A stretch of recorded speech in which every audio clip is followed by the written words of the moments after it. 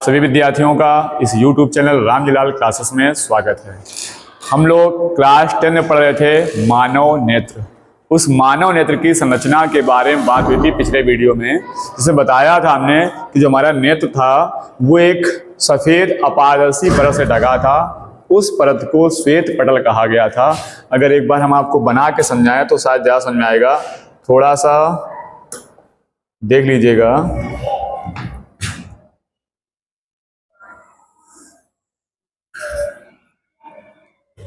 इसमें से जो हमारा नेत्र था वो बाहर से श्वेत था, इसलिए इसको श्वेत बनाते हैं।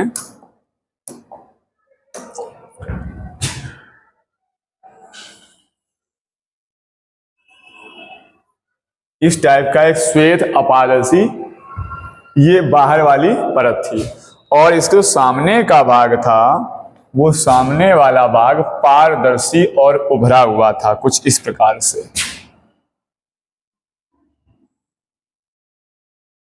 इस प्रकार से आंख देखने से आभास हो रही थी।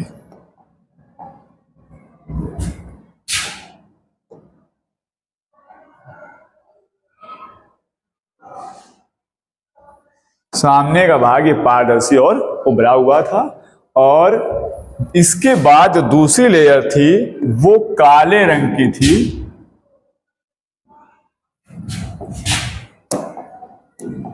ये काले रंग की झिल्ली का पर्दा था।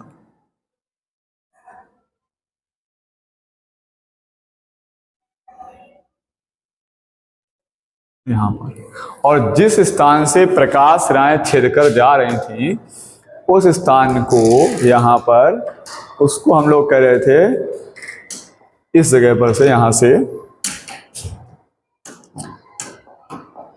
ये प्रकाश राय यहां से निकल रही थी,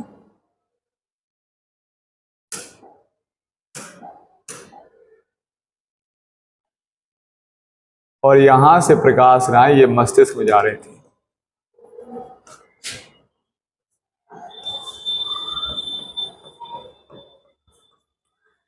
इसके जो कार्निया का भाग था, ये सामने का पारदर्शी भाग, इसके पीछे एक रंगीन झिल्ली का पर्दा था इस जगह पर,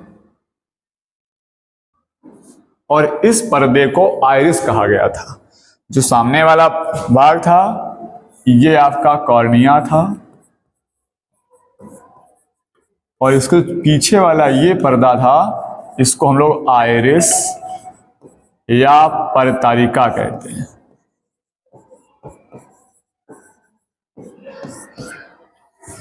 और इसमें जो आंख में जो प्रकाश प्रवेश करता था वो कहां से प्रवेश कर रहा था, वो इसी आइरिस के पर्दे के बीच में एक छोटा सा छिद्र होता था इस जगह पर, यहां से होकर के प्रकाश नेत्र के अंदर पहुंचता था।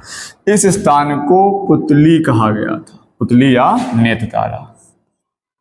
ये थी आपकी पुतली, और ये वाला भाग था दृढ़ पटल या श्वेत पटल, और ये वाले को हमने कहा था कोरोइड या रक्तक पटल।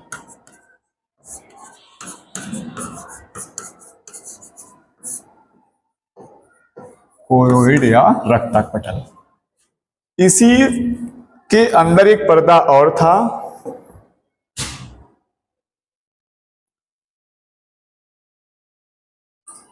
और इस पर्दे पर ही प्रतिबिंब रहा था, जिसको रेटिना कहा गया था।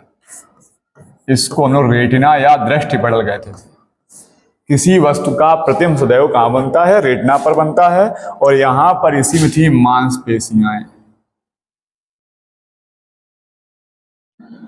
ये मांसपेशियां थी। इन मांसपेशियों में ही जलीय ऊतकों से बना एक द्विउत्तल लेंस था। ये एक द्विउत्तल लेंस था, और इस उत्तल लेंस और कार्निया के बीच में एक पारदर्शी द्रव भरा था।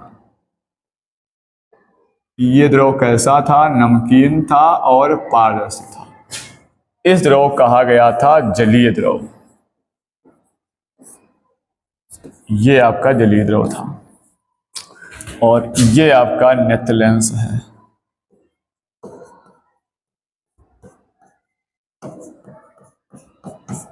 और ये आपकी सिलेरी मांसपेशियां थी।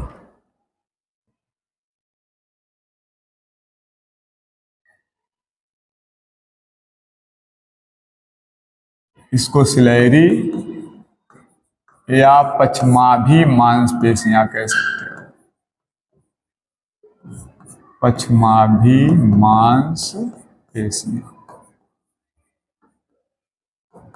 और इस नेत्र लेंस के पीछे एक अन्य पारदर्शी द्रव भरा हुआ था,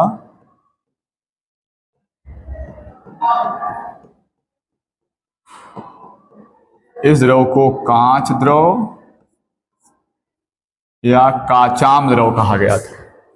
और जिस स्थान पर प्रतिबिंब सबसे स्पष्ट बन रहा था, पीला कलर का पॉइंट था, उस बिंदु को पीत बिंदु कहा गया था, जो रेटिना के पर्दे के बीचों बीच था, जहां पर प्रतिबिंब सबसे अधिक स्पष्ट बन रहा था। और जिस बिंदु को प्रकाश किरणें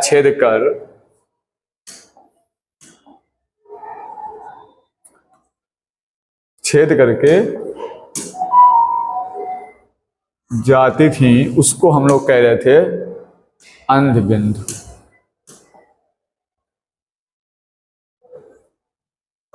ये था आपका अंध बिंदु। इस बिंदु पर प्रकाश का कोई प्रभाव नहीं पड़ता। ये बातें पिछले वीडियो में लोग कर चुके थे। अब जो हमें समझना है वो समझना था कि नेत्र की समंजन क्षमता क्या होती है।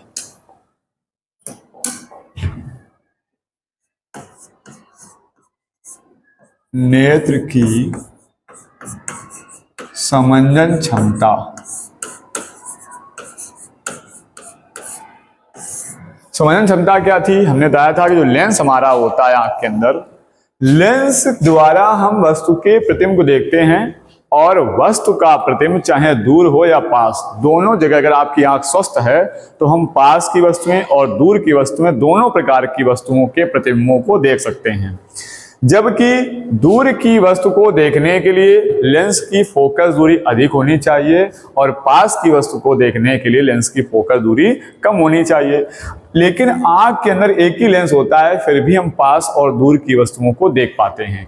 कारण क्या होता है कि जो हमारा लेंस होता है, जब हम पास की वस्तु को देखने वाले होते हैं, तो जो मांसपेशियां ये होती हैं, ये जो पछमाभी मांसपेशियां होती हैं, लेंस को ऐसे स्ट्रेच करती हैं, दबाती हैं। दबाने से क्या होता है, जो इनकी वक्रता होती है, ये वक्रता बढ़ जाती है, और जब वक्रता बढ़ती है तो जब इस पर प्रकाश किरण आती है तो वो अपवर्तन की वजह से इतना अधिक अपवर्तन उसका होता है कि वो जल्दी बेंड हो जाती है, उसका फोकस जो होता है वो घट जाता है। यानी जब लेंस की वक्रता बढ़ती है तो उसकी फोकस दूरी घट जाती है। जब फोकस घट गया तो फोकस आ गया पास में, तो हम पास की वस्तुओं को स्पष्ट रूप से देख पाते हैं। लेकिन जब दूर की वस्तु देखनी होती है तो इसी लेंस को मांसपेशियां ऐसे खींचती हैं, जैसे एकदम आंख टाइट होती है, मांस खींचती हैं, तो मांसपेशियों के खींचने से लेंस की वक्रता कम होती है, लेंस कुछ इस प्रकार का हो जाता है।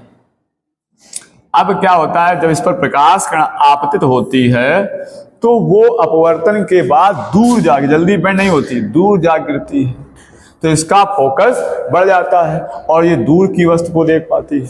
यानी इन मांसपेशियों द्वारा लेंस की जो क्षमता होती है फोकस दूरी बढ़ाने घटाने की, ये फोकस बढ़ा सकती हैं, घटा सकती हैं, इस क्षमता को हम नेत्र की समंजन क्षमता कहते हैं। नेत्र लेंस द्वारा फोकस दूरी परिवर्तित करने की क्षमता को नेत्र की समंजन क्षमता कहते हैं। ये इसकी डेफिनेशन बनती है। आगे बात करते हैं कि नेत्र में एक निकट बिंदु लिया जाता है।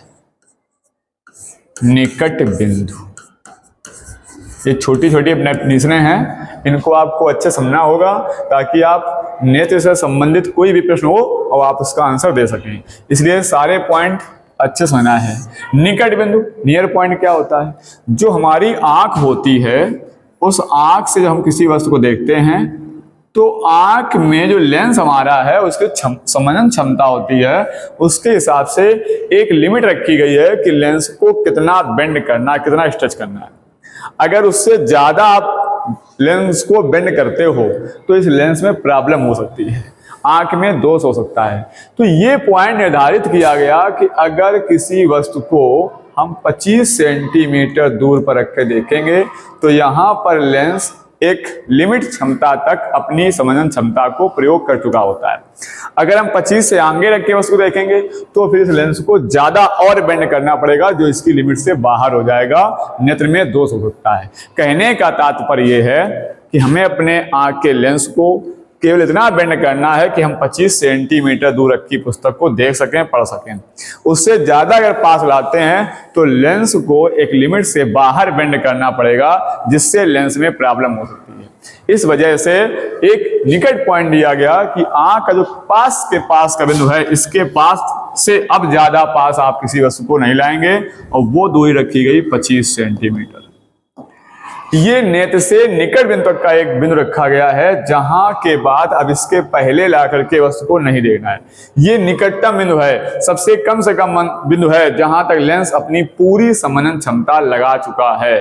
अब इसके बाद अगर तुम आगे वस्तु को लाते हो देखने के लिए तो आपके लेंस की अधिकतम समंजन क्षमता से और ज्यादा समंजन क्षमता यूज करनी पड़ेगी, जो आपके लिए हानिकारक हो सकती है। तो इसकी क्षमता है कि अधिकतम निकट बिंदु 25 सेंटीमीटर तक ही रखना है, यानी 25 के आगे वस्तु को नहीं लाना है। अगर लाते हो तो समंजन क्षमता एक लिमिट से बाहर हो जाएगी। तो वह निकटतम बिंदु जिसे नेत्र अधिकतम समंजन क्षमता लगाकर स्पष्ट देख सकती है, उसे कहते हैं निकट बिंदु। और अगर आपकी आंख स्वस्थ आंख है या सामान्य आंख है, स्वस्थ या सामान्य आंख के लिए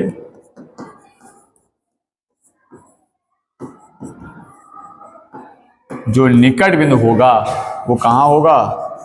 निकट बिंदु 25 सेंटीमीटर की दूरी पर होगा। ये बात आपको याद रखनी है। अगर आपकी आंख सही है, स्वस्थ है, तो आपका निकट बिंदु कहाँ होगा? 25 सेंटीमीटर। अगर 25 से आगे है या 25 से पीछे है तो इसका मतलब है आपकी आंख में दोष है। अगर ये निकट बिंदु 25 से आगे आ जाएगा तब भी आंख में दोष हो जाएगा आगे आने पर, और पीछे जाएगा तब भी दोष हो जाएगा। और जब दोष नहीं है तो कहाँ होगा? 25 सेंटीमीटर पर। फिर सीमा आती है स्पष्ट दृष्टि की न्यूनतम दूरी।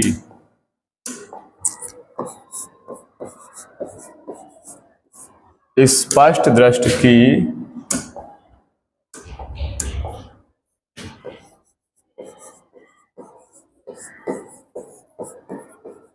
न्यूनतम दूरी वो क्या होती है? जो आपका नेत्र है और इस नेत्र से निकट बिंदु तक की दूरी देख रहे हो आप, इस आंख से निकट बिंदु तक दूरी है, इस दूरी कहते हैं स्पष्ट दृष्टि की न्यूनतम दूरी, और इसका मान हमेशा होता है 25 सेंटीमीटर। नेत्र से निकट बिंदु तक की दूरी को स्पष्ट दृष्टि की न्यूनतम दूरी कहते हैं। इसको आप डी संकेत कर सकते हो। डी का मान होता है 25 सेंटीमीटर। अब इसी का आगे चलते हैं। अब आता है आपका दूर बिंदु। दूर बिंदु, फार पॉइंट। ये नियर पॉइंट था, ये दूर बिंदु, फार पॉइंट। दूर कहां तक देखना है?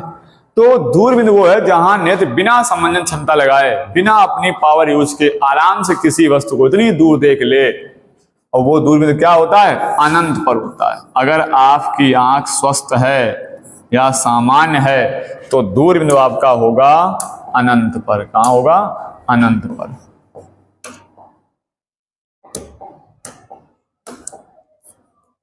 स्वस्थ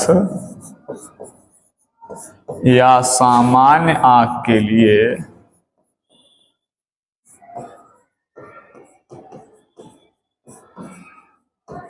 लिए दूर बिंदु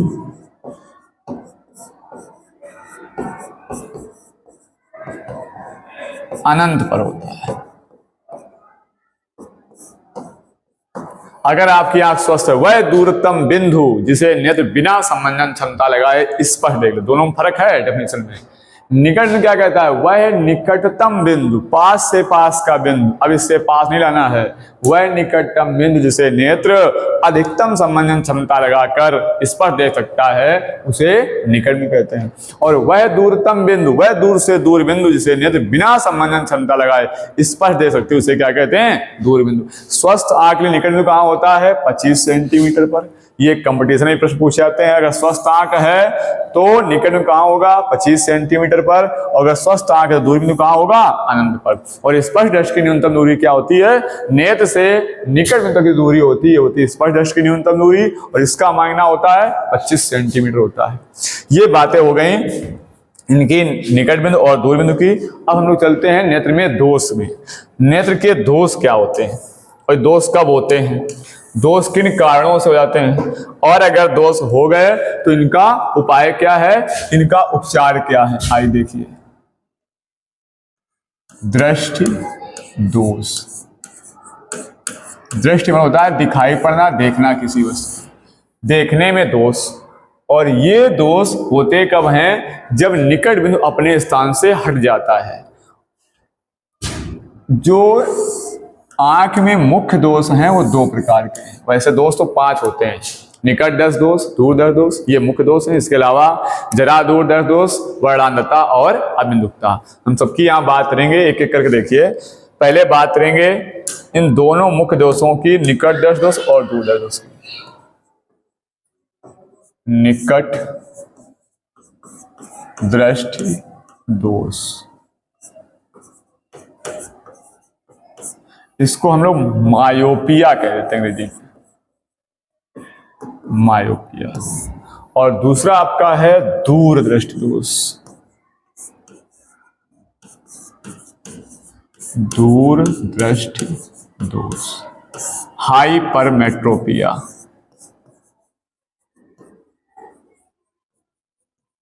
दोनों में क्या फर्क है, अक्सर बच्चों को कंफ्यूजन रहता है, परिभाषा लिखने में कंफ्यूज आते हैं, अच्छा पढ़ जाते हैं लेकिन फिर भी कंफ्यूज जाते हैं। देखिए, निकट दर्श दोष का मतलब क्या है। निकट, निकट शब्द का अर्थ है पास, और दृष्टि, दृष्टि का अर्थ होता है देखना, यानी पास देखना। अगर आप केवल पास देख पा रहे हैं, अगर आपकी आंख से पास की वस्तुएं ही दिखाई पड़ रही हैं, तो इसका मतलब है आपकी आंख में निकट दृष्टि दोष है, क्योंकि आप केवल निकट ही देख पा रहे हो। यदि आप केवल पास की वस्तुओं को ही स्पष्ट रूप से देख पा रहे हो और ज्यादा दूर की वस्तुओं को स्पष्ट नहीं देख पा रहे हो, तो आपकी आंख में कौन सा दोष है, निकट दृष्टि दोष। इसमें कहां दिखाई पड़ता है, निकट दिखाई पड़ता है। निकट दृष्टि है तो निकट दिखाई पड़ेगा, निकट दिखाई पड़ता है। नाम से स्पष्ट, उसके नाम में क्या लिखा है, निकट दृष्टि। दोष बाद में देखो जाकर, निकट दृष्टि है, निकट दिखाई पड़ता है, तभी तो दोष हो गया, यानी दूर दिखाई नहीं पड़ता है, दूर दिखाई नहीं पड़ता है। तो आपकी आंख में क्या हो गया, दोष हो गया। दूर दृष्टि में जाओगे जब, तो दूर दृष्टि हो गई, दूर मतलब दूर चले गए आप, और दृष्टि मतलब देखना है। अब आपको कहां देखना है, दूर। अब आपकी आंख कहां देख पा रही है, दूर देख पा रही है। दूर की वस्तुएं उसको दिखाई पड़ रही हैं, इसका मतलब क्या है, पास की वस्तुएं स्पष्ट दिखाई नहीं पड़ती हैं। दूर दिखाई पड़ता है और पास या निकट दिखाई नहीं पड़ता है। ये दोनों दोष एक दूसरे के पूरक हैं। इसमें निकट दिखाई पड़ता है, दूर दिखाई नहीं पड़ता है, उसमें दूर दिखाई पड़ता है, निकट दिखाई नहीं पड़ता है। तो नाम से आप याद रखेंगे, निकट दृष्टि, निकट देखना है, निकट दिखाई पड़ेगा, दूर दिखाई नहीं पड़ता है। दूर दृष्टि यानी दूर देखना है, दूर दिखाई पड़ता है, पास की वस्तु दिखाई नहीं पड़ती है। अब ये दोष हुआ क्यों, तो इन दोष के अगर कारण की बात करें हम लोग,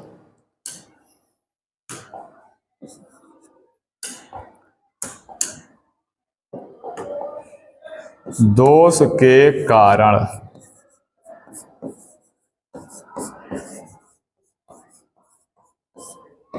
निकट दृष्टि दोष में दोष कारण और दूर दृष्टि दोष में बात करेंगे दोष के कारण।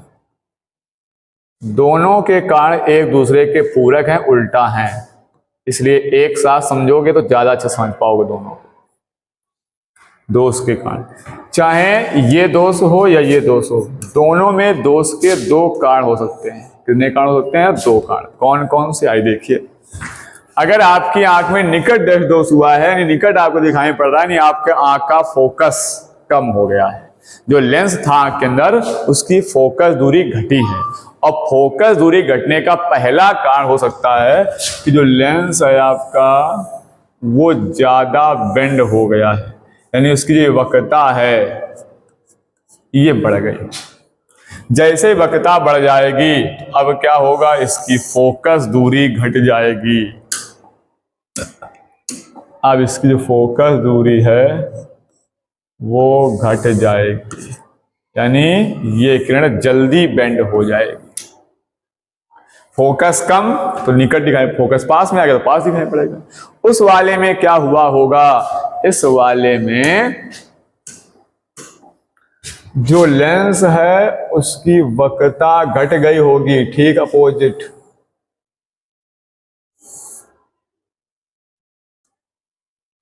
इसमें क्या हुआ होगा कि वक्रता जो है वो घट गई, जिससे इसकी फोकस दूरी बढ़े। अब इसका अपवर्तन कम हो पाएगा और किरण दूर जा गिरे, इसका फोकस बढ़ गया है। जब फोकस दूर चला गया तो दूर दिखाई पड़ेगा, और इसका फोकस पास में हो गया तो पास दिखाई पड़ेगा। तो एक कारण ये है क्या? नेत्र लेंस की वक्रता बढ़ जाए, नेत्र लेंस की वक्रता बढ़ जाए, जिससे क्या होगा? वक्रता बढ़ने से उसकी फोकस दूरी घट जाएगी, जिससे उसकी फोकस दूरी घट जाए। पहला कारण था, इसमें ये हुआ। इसमें क्या हो जाएगा? नेत्र लेंस की वक्रता बढ़ जाएगी,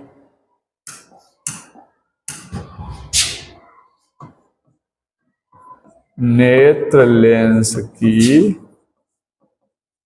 ठीक उल्टा हो गया। उसमें वक्रता घटी थी, उसमें वक्रता बढ़ी थी, फोकस घट गई थी। इसमें वक्रता घट जाए, देखो पतला हो गया, घट जाए,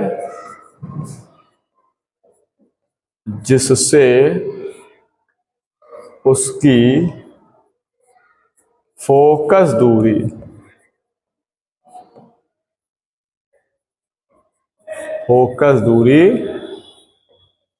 बढ़ जाए। ये पहला कारण हुआ इन दोनों दोस्तों। अब चलते हैं दूसरे कारण की ओर। सेकंड कारण, दूसरा कारण क्या है कि जो हमारा प्रतिबिंब बनेगा वो रेटिना से आगे बनेगा, क्योंकि निकट बनेगा। तो इसका अगर आप चित्र से समझोगे, चित्र बना समझाएगा,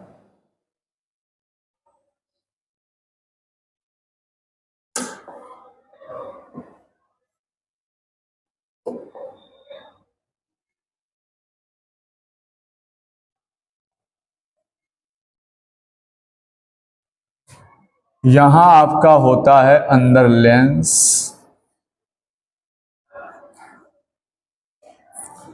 और यहां से आ रही हैं प्रकाश किरणें। जब ये फोकस कम है तो किरणें जल्दी बेंड हो जाएंगी, यानी रेटिना से पहले मिल जाएंगी। बनना चाहिए प्रतिबिंब रेटिना पर, लेकिन रेटिना से पहले बन रहा है प्रतिबिंब। तो इसका मतलब क्या हुआ? रेटिना प्रतिबिंब नहीं बन रहा है, तभी तो दोष हो गया है। अगर रेटिना प्रतिबिंब बनता तो कोई दोष होता ही नहीं। जब रेटिना से प्रतिबिंब आगे पीछे होगा तभी दोष आएगा। अब ये रेटिना से आगे बन रहा है, इसका मतलब लेंस है और रेटिना के बीच दूरी बढ़ गई है। इसके हिसाब से रेटिना आगे यहाँ होना चाहिए था। अगर रेटिना यहाँ होता तो कोई दिक्कत ना होती, यानी लेंस और रेटिना के बीच दूरी बढ़ गई है। तो दूसरा कारण क्या है? नेत्र लेंस तथा रेटिना के बीच की दूरी बढ़ जाए। अगर नेत्र लेंस और रेटिना के बीच की दूरी बढ़ गई तो भी ये दोष हो जाएगा। उसमें उल्टा हो जाएगा, उसमें रेटिना की दूरी घट जाएगी। कैसे आगे देखते हैं।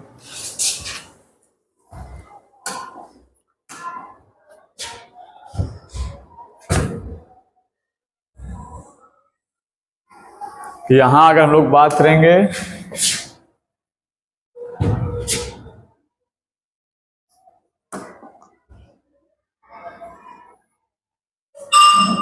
ये आपका अंदर आंख का लेंस हो गया, और अब इसमें जब किरणें जाएंगी किसी बिंदु से यहां से ये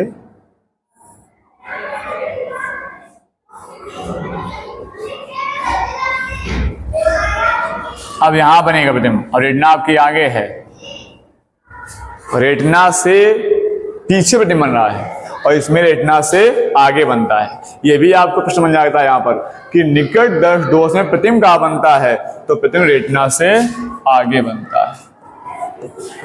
प्रतिबिंब कहाँ बनता है, रेटिना से आगे, और यहाँ प्रतिबिंब कहाँ बना, रेटिना से पीछे प्रतिबिंब बनता है। दूर दर्श दोष में ये पॉइंट आप ध्यान रखेंगे, रेटिना से पीछे बनता है। अब यहां क्या हुआ, इसका नेत्र लेंस और रेटिना आगे आ गई और प्रतिबिंब पीछे जा रहा है। इसका रेटिना से प्रतिबिंब पीछे हो गया है, मतलब क्या हुआ, यहां नेत्र लेंस और रेटिना के बीच दूरी बढ़ रही थी और यहां दूरी घट गई है। तो यहां आप ले सकते हैं कि नेत्र लेंस और रेटिना के बीच की दूरी घट जाए। नेत्र लेंस तथा रेटिना के बीच की दूरी घट जाने पर, अगर ऐसा हो गया तो ये दोष हो जाएगा। तो इस दोष के ये दो कारण हैं, इस दोष के जस्ट अपोजिट कारण है। अब इनका निवारण क्या है, 2 मिनट देख लीजिए इसको निवारण भी, ताकि पूरी बात इनकी हो जाए। इस दोष का निवारण करना है तो इसमें हो क्या रहा है, इसमें पास की वस्तु दिख रही है, दूर की वस्तु नहीं दिखाई पड़ रही है। यानी किसी वस्तु को पास लाया जाए तो देख सकते हो आप। तो अवतल लेंस की कंडीशन ऐसी होती है कि ये दूर वाली वस्तु का जो प्रतिबिंब होता है वो पास बनाता है। आप अवतल लेंस का प्रतिबिंब बढ़ चुके हो, अगर यहाँ वस्तु रख दी जाए इस जगह पर, तो क्या होता है, किरण समांतर जाएगी, जो फोकस से जाती हुई आभास होगी इस प्रकार से, और एक जाएगी प्रकाशीय केंद्र से निकल जाएगी और यहाँ बनेगा प्रतिबिंब।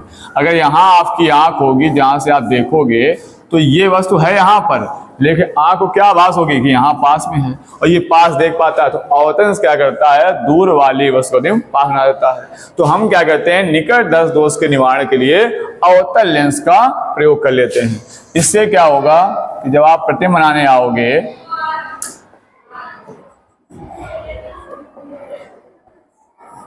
ये आपके आंख के अंदर लेंस था, और अगर आपने इसके आगे एक अवतल लेंस का उपयोग कर लिया चश्मे में, तो अवतल लेंस अब क्या करेगा, जो ये किरणें जा रही थी, ये किरणें अवतल लेंस अब साइलेंस होता है, किरणों को फैला देगा, दूर कर देगा ये, और ये जा करके रेटिना पर मिल जाएंगे जाकर के। और जैसे ही रेटिना पर मिलेंगी तो इस लेंस को ये आभास होगा कि ये वस्तु यहाँ कहीं रखी है, इस जगह से किरणें आ रही हैं। इसको प्रतिबिंब जो है रेटिना पर प्राप्त होगा और वस्तु स्पष्ट दिखाई पड़ जाएगी। क्योंकि जैसे भी रेटिना पर बनता है तो हमें वस्तु स्पष्ट दिखाई पड़ लेती है। तो निकट दर्श दोष के लिए हमने यूज किया क्या, अवतल लेंस। यानी आप कह सकते हो निकट दर्श दोष के निवारण हेतु चश्मे में अवतल लेंस का प्रयोग किया जाता है।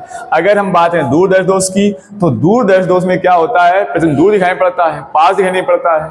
तो इसके लिए उत्तल लेंस यूज करते हैं, क्योंकि उत्तल लेंस क्या करता है, पास वाली वस्तु का प्रतिबिंब दूर बनाता है। अगर उत्तल लेंस के आप पास में रख सकते हैं तो एक किरण समांतर जाएगी, फोकस से लौटेगी, दूसरी जाएगी प्रकाशिक केंद्र से, और ये किरणें इस प्रकार से यहाँ कहीं मिलेंगी, ये बन जाएगा प्रतिबिंब। तो ये इस वस्तु को कहाँ ना रहा दूर, अगर यहाँ आंख होगी आपकी, देखोगे जैसे लेंस लगा करके, तो ये वाली वस्तु यहाँ दिखेगी, नहीं प्रतिबिंब इसका दूर बनेगा।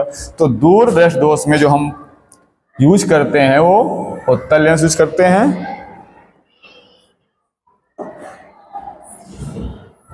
यहाँ हमारा आंख का लेंस होता है और इसके आगे हम लगा देते हैं उत्तल लेंस। अब जो यहाँ से किरणें जा रही थी ये उत्तल लेंस समांतर कर देगा और ये किरणें रेटिना पर जाकर के मिल जाएंगी और आपको दूर से ऐसे आती हुई आभास हो। तो ये लगा दिया उत्तल लेंस दूरदर्शी दोष के निवारण हेतु। एक अगर आप याद कर लें दूरदर्शी का, दूरदर्शी में लिखा होता है दूर निकलता तो ऊ से उत्तल, अगर दूर में उत्तल है तो निकट में अपने आप निका अवतल निकलेगा। तो यहाँ पे एक अब याद रखेंगे दूरदर्शी दोष का उत्तल लेंस, तो निकट का अपने आप क्या लगेगा अवतल लेंस। तो ये आपने निकट दर्शी दोष और दूरदर्शी दोष पढ़े हैं, इनके कारण और निवारण सब कुछ बता दिए हैं, इनको तैयार कर लीजिएगा। तब तक आगे दोस्त अगले वीडियो में बता देंगे। Thanks for my watching video.